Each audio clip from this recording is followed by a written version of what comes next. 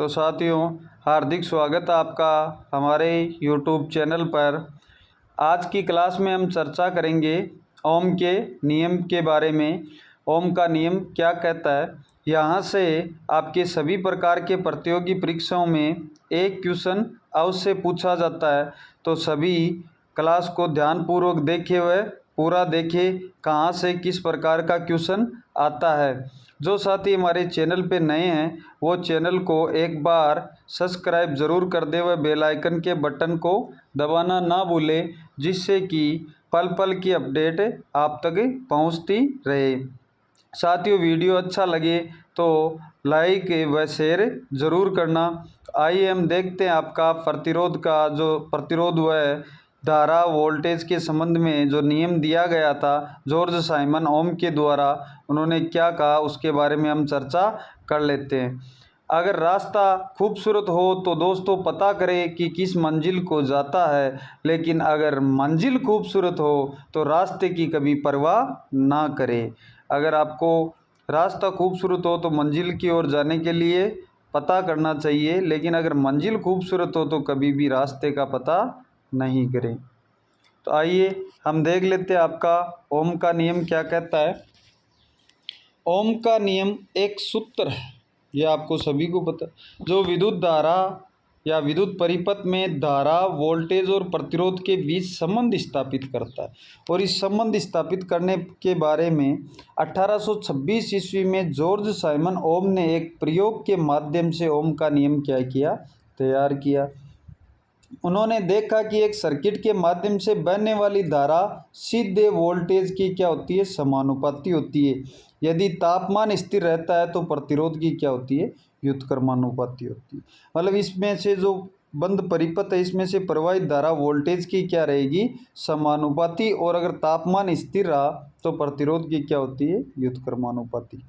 देखिए ओम का नियम का क्या कहना है कि किसी की समान भौतिक परिस्थितियों में किसी बंद परिपथ में प्रवाहित धारा उस परिपथ के सिरों पर उत्पन्न विभवांतर की क्या होगी, समानुपाती होगी। सीधे क्या होती है, समानुपाती। ओम का नियम का सूत्र V बराबर क्या हो जाएगा, I गुणा R। यह आपको मैं समझा देता हूँ सर्किट के माध्यम से। यह आपका यहाँ पे ओम का सर्किट दिया गया, यह आपका एम्पीयर मीटर है जो इसमें से प्रवाहित धारा के मान को दिखाएगा, प्रदर्शित करेगा। एम्पीयर मीटर सदैव आपके श्रेणी क्रम में और आपका वोल्ट मीटर समांतर क्रम में लगाया जाता है। यहाँ पे स्रोत जुड़ा हुआ है बैटरी, जहाँ से हमको वोल्टेज दिए जाएंगे।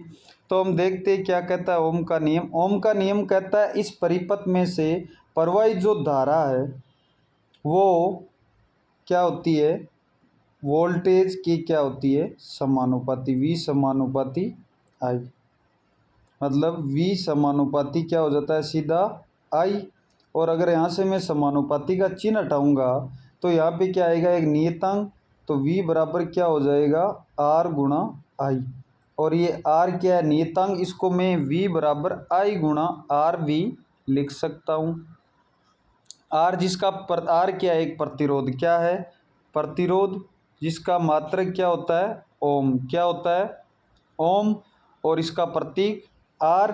और ओम क्यों रखा गया, इसका मात्रक ओम। ये देखो हम पढ़ भी ओम के नियम से रहे। तो जो जॉर्ज साइमन ओम था उनके सम्मान के लिए इसका मात्रक क्या रख दिया गया, ओम रख दिया गया। ये आपका था सर्किट पूरा, जो सर्किट के माध्यम से आपको मैंने समझा भी दिया है कि ओम का नियम क्या कहता है। आइए हम इसके गणितीय रूप से जो ओम के समीकरण उनके बारे में देख लेते हैं। V बराबर अभी मैंने बताया था क्या था, IR। इस समीकरण में R क्या, अनुपातिकता के स्थिरांक को प्रतिरोध के रूप में जाना जाता है, जिसे ओम में के एक प्रतीक के साथ दर्शाया गया। ओम के सूत्र को क्रमशः प्रतिरोध और धारा की गणना करने के लिए निम्न प्रकार से लिखा जा सकता है, जो आपके दर्शाया गया है। अब यहाँ से आपको मैंने बताया था V बराबर क्या होता है, I गुणा R। अगर यहाँ में से मैं I को बाहर लूँगा तो ये क्या चला जाएगा, V बट्टा R। और अगर यहाँ से हम R को जब बाहर लेंगे तो क्या बचाएगा आपका, V बट्टा I। तो यहाँ से हम वोल्टेज ज्ञात कर सकते हैं अगर हमारे पास धारा और प्रतिरोध दिया गया हो। और हम प्रतिरोध ज्ञात कर सकते हैं अगर हमारे पास वोल्टेज और धारा दी गई हो, और हम आई धारा ज्ञात कर सकते हैं अगर हमें प्रतिरोध व वोल्टेज दिया हुआ। जहाँ V क्या है, संभावित अंतर मतलब विभवांतर, I क्या है धारा, और R आपकी क्या है प्रतिरोध। 1 ओम 1 वोल्ट एम्पियर के बराबर होता है। अगर हमको R ज्ञात करना हो और अगर क्या दिया गया हो, 1 V वोल्टेज दिया गया हो और आपके 1 एम्पियर धारा दी गई हो, 1 एम्पियर, तो हमको क्या मिल जाएगा 1 R मतलब 1 ओम। 1 ओम का मान कितना होता है, 1 वोल्ट प्रति एम्पियर के बराबर होता है। आइए हम आगे देख लेते हैं आपके।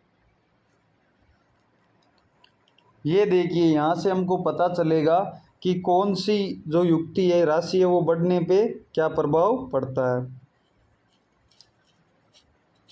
तो देखिए इस डायग्राम को, यहाँ से हम देखते हैं पहला जो डायग्राम है उसमें वोल्टेज दिया गया है 3 वोल्टेज, प्रतिरोध आपके 6 ओम।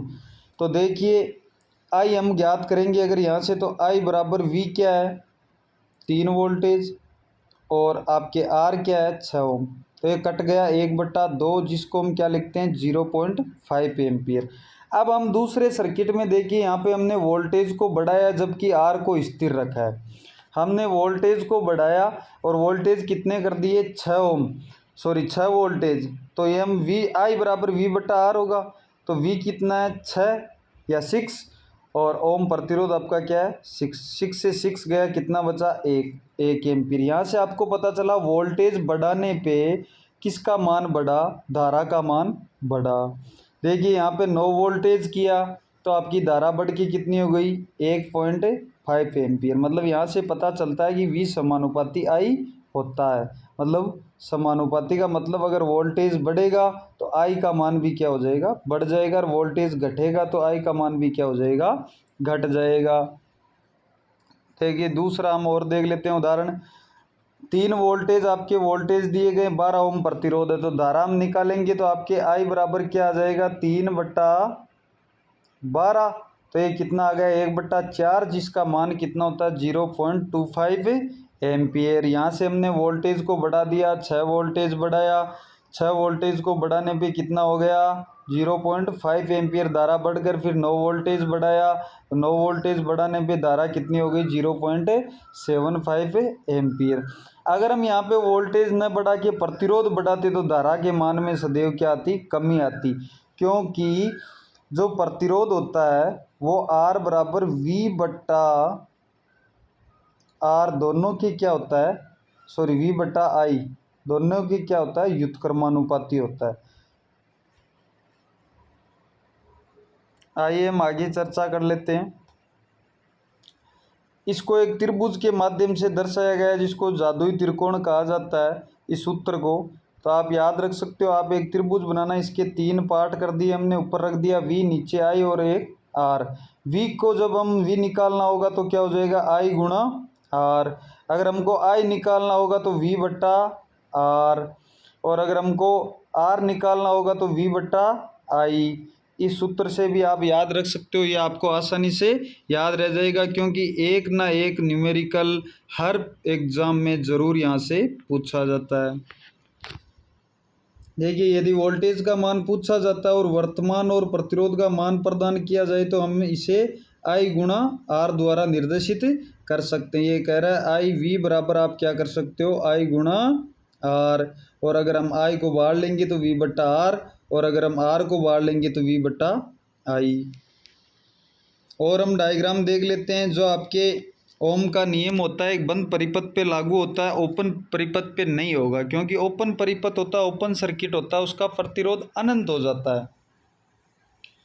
हम देखते हैं ओम का नियम, जो ओमिक और नॉन ओमिक की हम चर्चा करते हैं। तो आपका ओमिक और गैर ओमिक कंडक्टर के बारे में देखिए।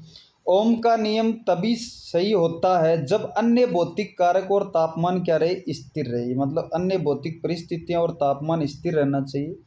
कुछ मामलों में करंट बढ़ने से टेम्परेचर बढ़ जाता है। उदाहरण के लिए एक प्रकाश बल्ब के फिलामेंट में करंट बढ़ने पर तापमान क्या होता है बढ़ता है, और फिलामेंट होता है वो होता है क्या चालक, क्या होता है चालक। एक होता है आपका अर्धचालक और एक होता है आपका कुचालक। चालक क्या होता है, इसमें से आसानी से विद्युत धारा प्रवाहित हो सकती है। अर्धचालक में से कुछ मान में हो सकती है, कुछ नहीं। कुछ चालक में विद्युत धारा प्रवाहित नहीं होती। तो आपका जो टंगस्टन का फिलामेंट बना होता है, प्रकाश जो बल्ब होता है, उसमें करंट बढ़ने पर तापमान बढ़ जाता है। इस मामले में इस परिदृश्य में ओम का नियम लागू नहीं किया जा सकता। इस प्रकार लाइट बल्ब फिलामेंट ओम के नियम का क्या करता है, उल्लंघन करता है। जैसे आपके हीटर हो, इलेक्ट्रिकल रोड हो, इनका क्या होता है, टेम्परेचर बढ़ जाता है। ओमिक वही होगा।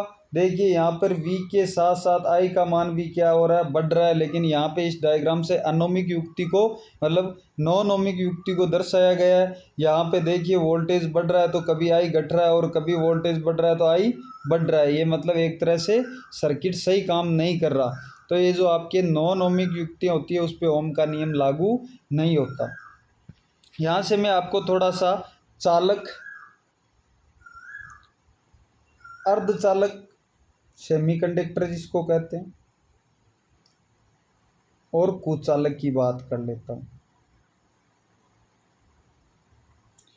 देखिए हम बात करें चालक, जैसे आपके कॉपर, सिल्वर, या आपके सोना, और आपके तांबा, जिसको मैं बता दिया तांबा, टंगस्टन, ये आपके क्या होते हैं, चालक। और अर्धचालक कौन से होते हैं, अर्धचालक होते हैं आपके जर्मेनियम, सिलिकॉन व ग्रेफाइट।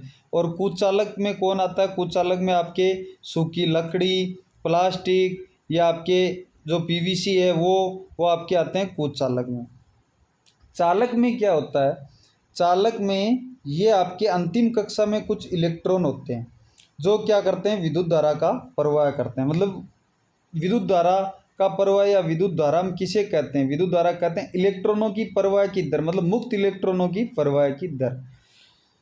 यह आपके अर्धचालक में भी क्या होते हैं, कुछ लिमिट में अंतिम कक्षा में इलेक्ट्रॉन होते हैं, और कुचालक में भी होते हैं, जो कि बहुत कम रूप से होते हैं। चालक में क्या होता है, जब टेम्परेचर बढ़ता है, क्या होता है, टेम्परेचर बढ़ता है तो इसका जो प्रतिरोध होता है R, उसके मान में भी क्या होती है, वृद्धि होती है चालक में। जबकि अर्धचालक में अगर टेम्परेचर बढ़ेगा तो इसके प्रतिरोध में क्या आएगी, कमी आएगी। क्यों, ये कुछ जो अंतिम कक्षा में इलेक्ट्रॉन होंगे, वो इलेक्ट्रॉन तापमान बढ़ने से तापीय ऊर्जा लेके मुक्त हो जाएंगे, स्वतंत्र हो जाएंगे, और स्वतंत्र होकर क्या करेंगे, विद्युत धारा का प्रवाहित करेंगे। या आपके डायोड और रेक्टिफायर में काम में ले जाते हैं, या सोलर सेल में भी काम में लिए जाते हैं। अर्धचालक है, इनको भी कुछ तापीय ऊर्जा मिलती है, लेकिन ये मुक्त नहीं हो पाते और विद्युत धारा का प्रवाह नहीं कर पाते। तो ये आपके टेम्परेचर बढ़ने पे चालक होता है, उनमें प्रतिरोध क्या होता है, बढ़ता है, जिससे फिर ओम का नियम लागू नहीं होता। अर्धचालक में टेम्परेचर बढ़ने पे प्रतिरोध के मान में क्या आती है, कमी आती है। आइए हम इसके कुछ उदाहरण देख लेते हैं ओम के नियम के। पहला उदाहरण आपके, यदि धारा I 6 एम्पियर है और प्रतिरोध क्या है, R 9 ओम है, तो वोल्टेज क्या होगा। मतलब हमको यहाँ से क्या ज्ञात करना है, V वोल्टेज ज्ञात करना है। V बराबर क्या होता है, I गुणा R, और आपके I कितना दिया गया है, 6, और R आपके 9 को 6 से गुणा करेंगे तो V बराबर कितना आ जाएगा, 54 वोल्टेज, मतलब 54 वोल्टेज आपका यहाँ से क्या हो जाएगा, आंसर सही हो जाएगा। अगला हम 3 नंबर उदाहरण देखते हैं। यदि वोल्टेज V बराबर कितना हो, 10, और R बराबर प्रतिरोध 2 ओम हो, तो धारा ज्ञात करनी है। तो आपके V बराबर क्या होता है, I गुणा R, और यहाँ से मैं जैसे ही I को बाहर लूँगा तो क्या हो जाएगा, V बट्टा R। यह आपके आ गया V बट्टा R, और V का मान कितना दिया गया है, 10 वोल्टेज, और प्रतिरोध R का मान 2, तो कितना हो जाएगा, 5 एम्पियर। ये ऐसे क्वेश्चन होते हैं, वो एग्ज़ाम में पूछे जाते हैं। तो ये होता है आपका ओम का नियम। अगर ओम के नियम में कुछ समझ में नहीं आया हो तो आप कमेंट बॉक्स में ज़रूर बताएं, और इस नियम को ज़रूर पढ़ें, क्योंकि यहाँ से अगर आपके हर एग्ज़ाम में एक क्वेश्चन पूछा जाता है तो ये हम इसको बहुत इम्पोर्टेंट मानकर इसको पढ़ा जाए।